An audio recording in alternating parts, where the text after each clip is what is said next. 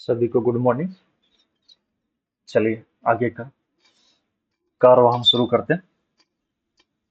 तो उत्पादन फलन पढ़ा था, कॉप डगलस का फॉर्मूला भी पढ़ा था। ठीक है, बताओ कॉप डगलस का फॉर्मूला क्या था? आउटपुट या quantity is equal to A L की पावर अल्फा और के की पावर बीटा, या अल्फ वन माइनस अल्फा भी कह सकते हैं। ठीक है, तो ये कॉप डगलस का फॉर्मूला याद रखना। ये कि फॉर्मूला अभी तक मैंने आपको अब अच्छा बताया है। ठीक है, ज्यादा फॉर्मूले में बताया नहीं आपको। ठीक है, अब है उत्पादन फलन के प्रकार या स्वरूप, जो सबसे इंपॉर्टेंट है अपना। इसके जो पार्ट आएंगे, ठीक है, तो उत्पादन फलन के प्रकार या स्वरूप। ठीक है, तो पहले तो अल्पकाल के पढ़ेंगे, फिर क्या करेंगे दीर्घकाल में। तो अल्पकाल में जो होते हैं उनको क्या कहेंगे? ये देखिए, देखिए अल्पकाल में उत्पादन फलन या उत्पत्ति के नियम। ठीक है, तो जहां पे भी अगर उत्पत्ति का नियम आता है इसका मतलब है अल्पकाल। इसको क्या कहते हैं? Law of return. और अगर दीर्घकाल का आएगा तो उसको क्या कहेंगे? पैमाने के प्रतिफल। ठीक है, return to scale. Return to scale, पैमाने के प्रतिफल आएगा तो क्या है? दीर्घकाल का उत्पादन फलन। ठीक है, और उत्पत्ति के नियम या लॉ ऑफ रिटर्न आता है तो क्या है? अल्पकाल का उत्पादन फलन। ठीक है, दीर्घकाल में भी तीन अवस्थाएं होगी, अल्पकाल में भी तीन अवस्था होगी। ठीक है, तो उन तीनों अवस्था को पढ़ेंगे। तो आज हम अल्पकाल वाले पढ़ते हैं। ठीक है, सबसे इंपॉर्टेंट ही यही है टॉपिक प्रोडक्शन का। ठीक है, तो अल्पकाल में उत्पादन फलन अथवा उत्पत्ति के नियम, लॉ ऑफ रिटर्न। ठीक है, तो अल्पकाल में जब किसी एक उत्पत्ति के साधन की मात्रा में कमी या वृद्धि करने अथवा एक साधन को स्थिर रखते हुए अन्य साधनों की मात्रा में कमी या वृद्धि के परिणाम स्वरूप उत्पादन की कुल मात्रा में जो परिवर्तन होता है उसकी व्याख्या ही क्या है? उत्पत्ति के नियम। ठीक है, क्योंकि अल्पकाल में क्या होता है, कुछ साधन तो स्थिर होते हैं, कुछ होते हैं परिवर्तनशील। तो अपन किसको देखेंगे? सिर्फ परिवर्तनशील, क्योंकि अल्पकाल में जो परिवर्तनशील उसी में चेंजेस कर सकते, स्थिर उसमें तो अपन चेंजेस कर ही नहीं सकते। ठीक है, इसलिए ये चीज कह रहा है कि अल्पकाल में किसी उत्पत्ति की एक साधन की मात्रा में कमी या वृद्धि करने पर अथवा एक साधन को स्थिर रखते हुए अन्य साधनों की मात्रा में कमी या वृद्धि के परिणाम स्वरूप। ठीक है, तो दो साधन लेंगे। जैसे अल्पकाल में जैसे संसाधन कौन से है? चार है, भूमि पूंजी श्रम साहस। ठीक है, तो अब भूमि तो स्थिर है, उसको तो चेंज कर नहीं सकते, लेकिन पूंजी और श्रम को अपन चेंज कर सकते हैं। तो पूंजी और श्रम के अंदर एक को स्थिर रखेंगे, एक को कम या ज्यादा करके उसका जो करेंगे व्याख्या करेंगे, तो वो क्या है? उत्पत्ति के नियम या लॉ ऑफ रिटर्न। ठीक है, इंपॉर्टेंट है, नाम याद रखना। उत्पत्ति का नियम आए तो क्या करोगे? अल्पकाल। पैमाने के प्रतिफल आए तो क्या आएगा? दीर्घकाल। ठीक है, अल्पकाल में जब उत्पादन के कुछ साधन स्थिर रहते हैं एवं किसी एक साधन की मात्रा बढ़ाई जाती है तो सीमांत उत्पत्ति बढ़ती है। ठीक है, जैसे भूमि तो स्थिर है, पूंजी को वगैरह बढ़ा रहे हैं, तो क्या होगा? सीमांत उत्पत्ति बढ़ेगी या स्थिर रहेगी या घटने की प्रवृत्ति पाई जाती है। इस कारण उत्पत्ति के तीन नियम स्वीकार किए जाते हैं। कौन कौन से? उत्पत्ति वृद्धि नियम, उत्पत्ति समता नियम और उत्पत्ति ह्रास नियम। ठीक है, चार तीनों नियम आ गए ना? उत्पत्ति वृद्धि नियम, उत्पत्ति समता नियम और उत्पत्ति ह्रास नियम। तो अब एक एक करके इन तीनों को पढ़ते हैं। पहला है उत्पत्ति वृद्धि नियम अथवा वर्धमान प्रतिफल का नियम, लॉ ऑफ इंक्रीजिंग रिटर्न। ठीक है, उत्पत्ति वृद्धि नियम, इसका अर्थ क्या है?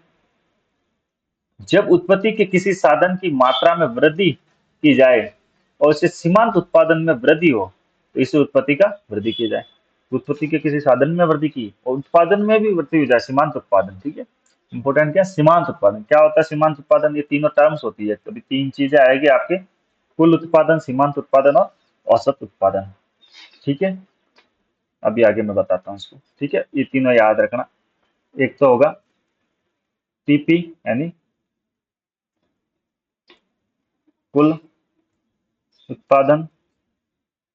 ठीक है, एक आएगा एपी यानी एवरेज प्रोडक्शन, औसत उत्पादन। और एक आएगा एमपी मार्जिनल प्रोडक्शन यानी सीमांत उत्पादन। ठीक है, तो टीपी क्या होती है? ठीक है, कुल उत्पादन जितनी भी इकाई उनका कुल। औसत क्या होगा? उनका औसत। और सीमांत क्या होगा? एक अतिरिक्त इकाई यूज करने पर उसके कितना चेंज जा रहा है, उसको क्या कहेंगे? सीमांत उत्पादन। ठीक है, जैसे मान लीजिए एक किसान 1 हेक्टर जमीन पर खेती करता है, तो उसकी पैदावार कितनी है? 10 क्विंटल। 1 हेक्टर पे करता था, कितनी है? 10 क्विंटल। और अगर वह 1 हेक्टेयर और जोड़ता है, मतलब 2 हेक्टेयर कर लेता है, तो उसकी पैदावार 25 क्विंटल हो जाती है। इस स्थिति में क्या होगा? एक एक हेक्टेयर बढ़ाने पर 10 किलो से 10 क्विंटल से 25 क्विंटल हो गए, मतलब कितना हो गया? 100% जमीन बढ़ाई। ठीक है, लेकिन पैदावार कितनी बढ़ गई? 150% बढ़ गई, मतलब उससे भी ज्यादा बढ़ गई। तो इसीलिए इसको क्या कहेंगे? उत्पत्ति वृद्धि नियम। ठीक है, जितनी बढ़ानी थी उससे ज्यादा अपने को प्रोडक्शन मिला है, मतलब उसके अंदर तो 100% किया हो, उसमें 150%, मतलब जितना परसेंट उत्पत्ति के साधन में लगा उससे ज्यादा हमें प्रोडक्शन मिला। इसलिए इसको क्या कहेंगे? उत्पत्ति वृद्धि नियम। ठीक है, ये देखो दे रखा है आपको, पीपी, एपी, एमपी। ठीक है, कि जैसे मान लो श्रम या पूंजी की इकाई, अगर 1 इकाई यूज करते हैं तो कुल उत्पादन कितना है? 10 क्विंटल जो भी है। अगर 2 का करते हैं तो कितना हो गया? 25। 3 के लगाते हैं तो कितने हो गए? 49। 4 लगाते हैं तो कितनी होगी? 84। 5 लगाते हैं तो कितनी होगी? 134। ठीक है, तो ये तो कुल उत्पादन है, ये क्या है? बढ़ रहा है। ठीक है, औसत उत्पादन क्या होगा? कि इसके अंदर इसका भाग दे देंगे। 10 में 1 का भाग दिया 10, 25 में 2 का भाग दिया 12.5। ठीक है, 49 में 3 का भाग दिया 16.3, 84 में 4 का भाग दिया 21.3, और 134 में 5 का भाग दिया 26.8। आया समझ में? औसत उत्पादन कैसे निकालना? कि श्रम की इकाइयों का भाग कुल उत्पादन में देना। ठीक है, या इसे फॉर्मूला भी लिख सकते हो आप। टीपी बराबर क्या है? नहीं, टीपी तो जो योग हो गया। ठीक है, श्रम की इकाइयों का योग, ये हो जाएगा। और जो एपी आएगा वो कैसे आएगा? टीपी बटे इकाई या यूनिट, जितनी आप यूनिट यूज कर रहे हैं। और फिर आएगा एमपी। एमपी क्या होगा? टीपी 1 या 2 कर दो, ठीक है, टीपी 2 माइनस टीपी 1। अब ये टीपी 1 है, टीपी 2 क्या है बताते हैं। कि मान लो ये टीपी 1 है, ठीक है, तो इसके आगे क्या होगी? नहीं, ये टीपी 2 है, तो इसके आगे टीपी 1 कुछ भी नहीं है, तो मार्जिन इसमें पहला वाला जो है वो टीपी 2 का वही रहेगा, मतलब 10 का 10। अब दूसरा क्या है? ठीक है, 15। ये 15 कैसे आए? कि टीपी 2 यहाँ पे क्या हो गई? ये वाली 25, और टीपी 1 ये, मतलब इसमें से ये घटाओ। 25 में से 10 गया तो कितना आ गए? 15। इसी प्रकार अब इसमें से ये घटाओ, तो अब ये 2 हो गया, ये 1 हो गया। ठीक है, अब ये 49 और 2 हो गया, और 25 1 हो गया। तो 49 में से 25 घटाए तो कितना आ गया? 24।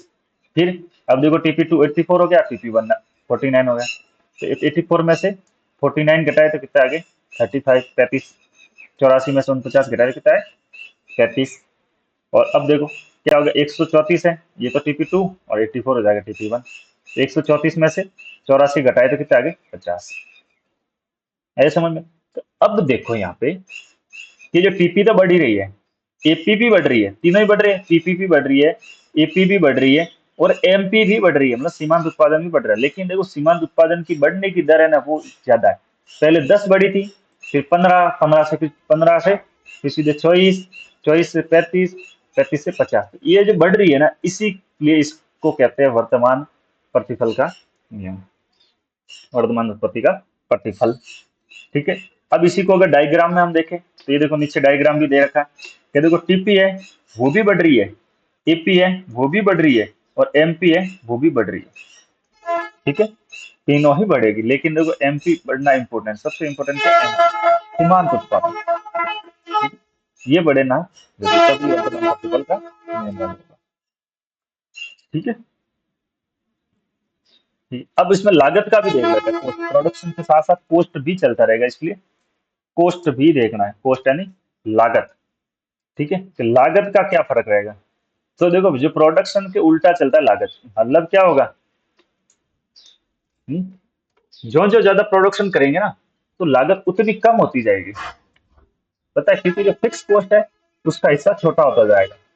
ठीक है, अगर 100 का यूनिट कट रहा है तो भी भूमि का किराया था आपका जितना 10,000 20,000 जो लग रहा है वही लगेगा, और अगर 1,000 यूनिट करोगे तो भी वही लगना है। इसलिए फिक्स कॉस्ट कम होती चली जाएगी, इसलिए क्या होगी, कॉस्ट हमेशा डिक्रीजिंग होंगी। ठीक है, जब जहाँ इंक्रीज होगा तो कॉस्ट डिक्रीज होगी। लेकिन इंपॉर्टेंट क्या है, देखो एमसी है ना, वो एसी से नीचे रहती है, ध्यान रखना। एमसी एसी से नीचे रहती है, मतलब क्या है, वो और ज्यादा घटती है। एमसी वहां पे तो ज्यादा बढ़ती है, यहाँ एमसी ज्यादा घटेगी। ठीक है, ये ध्यान रखना। ये इसका डायग्राम है, जिसको अगर रफली डायग्राम बनाएंगे अपन तो ऐसा भी बनेगा। ये क्या है, वैल्यू पे है इसलिए ऐसा आया। ठीक है, तो इसका ऐसा बनेगा ये। ठीक है, ये होगा एसी और ये होगा एमसी, किसमें, वर्तमान प्रतिफल वाले नियम में। ठीक है, इस तरह से होगा।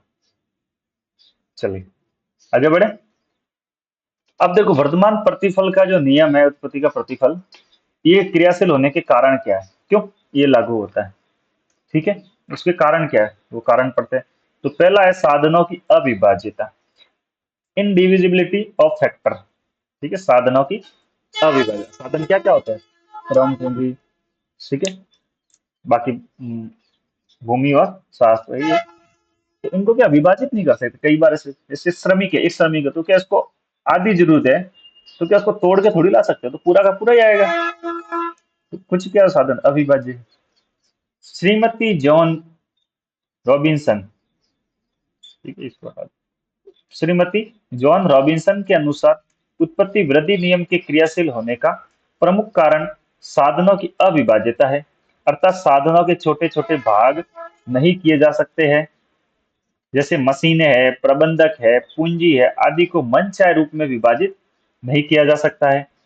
उत्पादन के प्रारंभ में जब अविभाजित साधन के साथ साथ परिवर्तनशील साधनों को लगाया जाता है तो उत्पादन अनुपात से अधिक मात्रा में बढ़ने लगता है।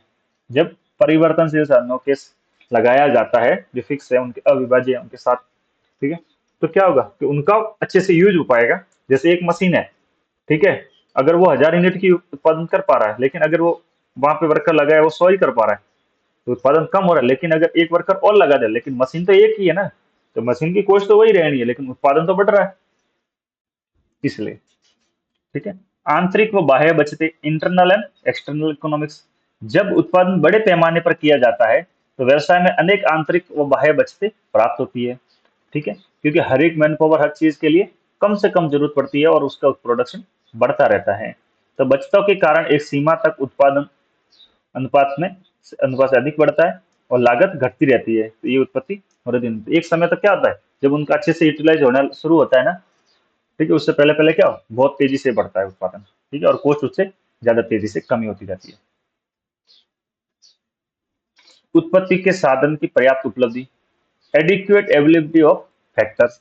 यदि आवश्यक साधनों की उपलब्धि या पूर्ति आसानी से पर्याप्त मात्रा में की जा सकती है एवं साधनों की में कमी या वृद्धि की जा सकती है तो परिवर्तनशील अनुपातों का नियम लागू होता है, तथा एक सीमा तक अनुपात में अधिक उत्पादन बढ़ेगा और लागत कम होगी, उत्पत्ति वृद्धि नियम लागू होता है। ठीक है, पर्याप्त उपलब्धि होती रहेगी तब तक। साधनों का प्रतिस्थापन, सब्सटीट्यूशन ऑफ फैक्टर, मतलब एक के स्थान पर दूसरे का यूज करते हैं, लेबर की जगह कैपिटल, कैपिटल की जगह लेबर। ठीक है, तो ठीक है, प्रत्येक उत्पादक उत्पादन बढ़ाने या किफायत की दृष्टि से महंगे साधनों को सस्ते साधनों के साथ प्रतिस्थापित करने का प्रयास करता है। जो महंगे हैं उनको हटा के सस्ते लगे तो क्या, कॉस्ट कम आएगी तो क्या है, वर्तमान प्रतिफल नियम लागू हो जाएगा। तो इस प्रक्रिया के अंतर्गत उत्पादन लागत घटती है और उत्पादन मात्रा बढ़ती है। वैज्ञानिक आविष्कार, साइंटिफिक इन्वेंशन। ठीक है, वैज्ञानिक आविष्कार एवं तकनीकी परिवर्तन इस नियम को क्रियाशील बनाते हैं। इसका कारण है कि उद्योग में प्रयोग होने वाले उत्पादन में वृद्धि होती है। ठीक है, व्यवसाय का प्रबंध, मैनेजमेंट ऑफ बिजनेस, अच्छा मैनेजमेंट होगा तो और ज्यादा यूज होता जाएगा। व्यवसायिक प्रबंध के कारण भी उत्पत्ति वृद्धि नियम लागू होता है। प्रबंधक द्वारा प्रारंभिक दशा में उत्पत्ति के साधनों के मध्य तालमेल बिठा लिया जाता है। इसके अतिरिक्त को कुशलता से उत्पादन की मात्रा साधनों के अनुपात की तुलना में कई गुना अधिक हो जाती है। ठीक है, ठीक है, ये तो था हमारा उत्पत्ति का वृद्धि नियम। अब पढ़ते हैं दूसरा नंबर पॉइंट। ठीक है, दूसरा क्या है, उत्पत्ति समता नियम या समता प्रतिफल नियम, लॉ ऑफ कांस्टेंट रिटर्न। ठीक है, इसकी क्या है परिभाषा, उत्पत्ति वृद्धि नियम उत्पत्ति ह्रास नियम के बीच की कड़ी है। ठीक है, एक तो उत्पत्ति वृद्धि नियम जो भी पढ़ा और एक आगे पढ़ेंगे उत्पत्ति ह्रास नियम। ठीक है, ह्रास नियम है, उन बीच में क्या आता है, उत्पत्ति समता नियम आता है। ठीक है, जब उत्पत्ति वृद्धि नियम समाप्ति पर एवं उत्पत्ति न्यास नियम लागू होने की दशा होती है, उनसे पहले बीच में जो होता है, तो उसी के बीच के जो जिस नियम का प्रादुर्भाव होता है उसे उत्पत्ति समता नियम कहते हैं। मार्शल के अनुसार उत्पादन के जिस स्तर पर उत्पत्ति वृद्धि अतः उत्पाद दोनों नियम का प्रभाव बराबर हो जाते हैं, तो उत्पत्ति समता या स्थिरता है। जहाँ पे दोनों जब एक तो बढ़ भी रहा है और घटने के जो बीच की जो कंडीशन है उसको हम क्या कहेंगे, उत्पत्ति समता नियम। इस प्रकार उत्पत्ति समता नियम एक ऐसी व्यवस्था को बताता है जिस पर सीमांत उत्पादन न तो बढ़ता है न घटता है। ये इंपॉर्टेंट, मतलब स्थिर रहता है। सीमांत उत्पादन क्या रहेगा, फिक्स रहेगा, कांस्टेंट रहेगा, इसीलिए तो इसका नाम ही क्या है, समता या कांस्टेंट रिटर्न। ठीक है, जैसे कि ये देखो डायग्राम और एक टेबल है, ये देखो कुल उत्पादन तो बढ़ रहा है, इकाई जैसे जैसे 1 2 3 4 5 बढ़ाई तो कुल उत्पादन भी बढ़ के आ गया 50 100 150 200 250। ठीक है, औसत उत्पादन है वो 50 50 आ गया, और सीमांत उत्पादन भी 50 आया। कैसे आया आप सीमांत, पहले थी 50 के 50 लिख लिए, फिर 100 में से 50 घटा दिए ऊपर वाले तो 50 आ गए, फिर 150 में से ऊपर के 100 घटा दिए फिर 50 आए ये वाले, फिर 200 में से 150 घटा दिए फिर वही 50 आए, फिर 250 में से 200 घटाए वही 50 आए।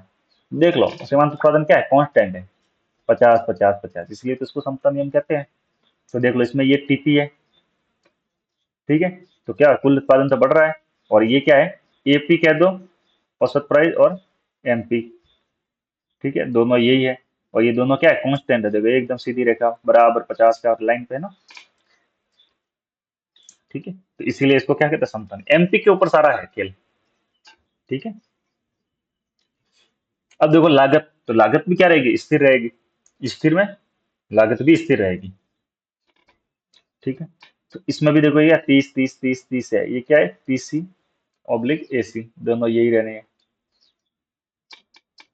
ठीक है, चलिए अब लास्ट है अपना उत्पत्ति ह्रास नियम या परिवर्तनशील अनुपातों का नियम।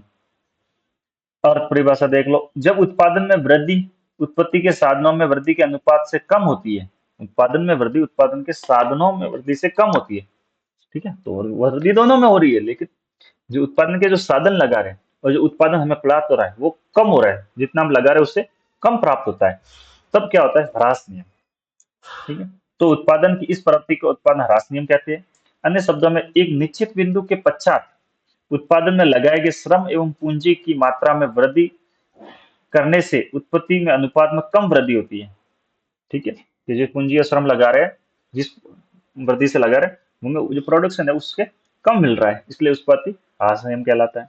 ठीक है, जैसे जैसे देखो 1 2 3 4 5 श्रम की इकाई लगाए तो कुल उत्पादन क्या हो रहा है, देखो बढ़ेगा तो सही, कुल उत्पादन तीनों अवस्था में बढ़ेगा, 50 90 120 140 और 150 बढ़ तो रहा है। ठीक है, लेकिन देखो औसत उत्पादन तो चलो है ही है। ठीक है, औसत उत्पादन के तरह होने का, लेकिन साथ साथ अपन देखते चल रहा है। ठीक है, मतलब ये भी कम तो होगा, औसत उत्पादन भी कम होगा, लेकिन इंपॉर्टेंट क्या है, ये सीमांत उत्पादन देखो, पहले कितना है 50, फिर 90 में से 50 गए 40, फिर ये 120 में से 90 गए 30, फिर 140 में से 120 गए 20, और 150 में से 140 गए तो 10। देख लो सीमांत उत्पादन क्या है, घट रहा है, यही तो इम्पोर्टेंट रहा है, बाकी टीपी तो सब में घट बढ़े गई। ठीक है, तो ये क्या है, घट रहा है ना एमपी, इसीलिए इसको क्या कहते हैं, ह्रास। चलिए अब इसको डायग्राम में भी देख रहे हैं कि देख लो ये है टीपी, टीपी क्या बढ़ रही है, ये क्या है एपी, एपी भी घट रही है, और ये है एमपी, एमपी भी घट रही है। इंपॉर्टेंट क्या, एमपी का घटना जरूरी है, एमपी घट रही है ना, इसलिए क्या हो गया ये ह्रास नियम। ठीक है, और कोस्ट में देखो लो अब रिवर्स हो जाएगा, कोस्ट क्या होगी, बढ़ेगी, तो ऊपर वाली तो होगी क्या होगी एसी, और नीचे क्या होगी एमसी, तो कोस्ट क्या होगी, बढ़ेगी। ठीक है, प्रोडक्शन उसमें उल्टा चलेगा, वहां पे वर्तमान नियम में क्या होगा। ठीक है, अब तीनों एक साथ में बता दूंगा, अभी एक डायग्राम मैंने बनाया पीछे, उसमें तीनों साथ में लिया आपको। ठीक है, तो एमसी बढ़ रही है, ये इम्पोर्टेंट। अब देखो उत्पादन का उत्पत्ति का जो ह्रास नियम है वो क्यों लागू होता है, उसके क्या कारण है, तो क्रियाशील होने के कारण यह दर्शाए condition of causes of operation, relation और कॉजेज ऑफ ऑपरेशन क्या क्या है, पहला पढ़ लेते। एक या एक से अधिक साधनों का स्थिर होना, ठीक है। यदि अन्य साधनों भूमि और पूंजी को स्थिर रखा जाए और एक साधन श्रम को बढ़ाया जाए तो परिवर्तनशील साधन श्रम को स्थिर साधना जैसे भूमि और पूंजी की कम या कम मात्रा के साथ कार्य करना पड़ता है। उसकी कम मात्रा के साथ मतलब एक सीमा आ गई तो उसका यूटिलाइज हो गया, उससे ज्यादा तो नहीं कर सकते ना। जैसे एक भूमि है उस पर अगर जितना कुछ बो सकते हो या फैक्ट्री लगा सकते हो तो एक फैक्ट्री में जो 10 मशीनें लगा सकते हो 10 ही लगा, उससे ज्यादा तो आप लगा नहीं सकते, ठीक है। और ज्यादा जबरदस्ती लगा भी ले तो कंस्ट्रक्शन हो जाएगा तो और प्रोडक्शन उससे कम गति से बढ़ेगा, ठीक है। तो ऐसी स्थिति में श्रम की उत्पादकता क्षमता कम हो जाएगी और उत्पत्ति हार्स नियम लागू होगा। साधनों की अविभाजितता, उत्पत्ति के अधिकांश साधन के अभाज्य हैं। ये अविभाजित साधन अनुकूलतम बिंदु की प्राप्ति तक तो उत्पादकता बढ़ाते हैं। एक अनुकूल बिंदु आ जाता है ना, जहां तक बढ़ता रहता बढ़ता तेजी से बढ़ता, लेकिन एक बिंदु के आने के बाद उससे कम गति से बढ़ना शुरू हो जाते हैं, ठीक है। किंतु जब अनुकूलतम बिंदु की प्राप्ति के बाद भी साधनों का निरंतर उपयोग जारी रहता है तब उत्पादन साधन की उत्पादकता घटने लगती है और इसी के क्या कहते हैं, उत्पत्ति ह्रास नियम, ठीक है। नेक्स्ट है उत्पत्ति के साधनों का पुनः स्थानापन्न होना, ठीक है। श्रीमती जॉन रॉबिन्सन ने उत्पादन प्रक्रिया में एक साधन को दूसरे साधन के स्थान पर केवल एक सीमा तक ही प्रतिस्थापित किया जा सकता है। उनके अनुसार उत्पादन के विभिन्न साधन परस्पर अपूर्ण स्थानापन्न होते हैं जिसके कारण सीमित साधनों की कमी को किसी अन्य साधनों से पूरा नहीं किया जा सकता है। इसलिए कहा जाता है कि साधनों की प्रतिस्थापना की लोच अनंत होती है जिसके कारण ह्रासमान प्रतिबंध उत्पन्न होता है, ठीक है। पूर्ण रूप से स्थापन तो कर नहीं सकते, बस श्रम की जगह पूरी की पूरी श्रम को हटा के पूरी की पूरी पूंजी लगा दो तो भी उत्पादन तो नहीं हो पाएगा ना, ज्यादा एक सीमा तक ही तो कर सकते हैं, वही है। साधनों की सीमितता, उत्पत्ति के साधनों की पूर्ति समान रूप से सीमित या बेलोचदार होती है।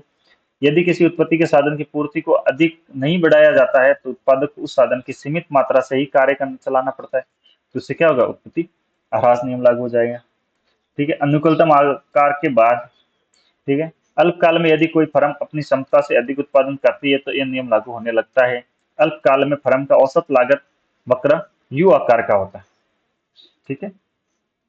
इसका न्यूनतम बिंदु न्यूनतम लागत का द्योतक होता है। यदि कोई फर्म इस बिंदु को दाहिनी तरफ उत्पादन करती है, ठीक है, तो उत्पादन लागत बढ़ने लगती है और उत्पत्ति ह्रास नियम लागू होता है, दाहिनी तरफ करता है, ठीक है। ये दाहिनी तरफ और जो अनुकूलतम बिंदु जो भी आ रहे हैं ना, इनको मैं आगे डायग्राम में वापस समझाऊंगा, ठीक है।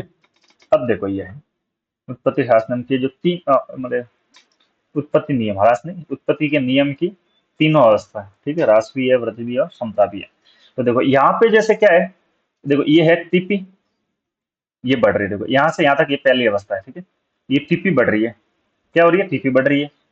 एपी, एपी भी बढ़ रही है, हालांकि एलपी का ज्यादा रोल अपने आएगा नहीं लेकिन इसको भी देखते चलो, ठीक है।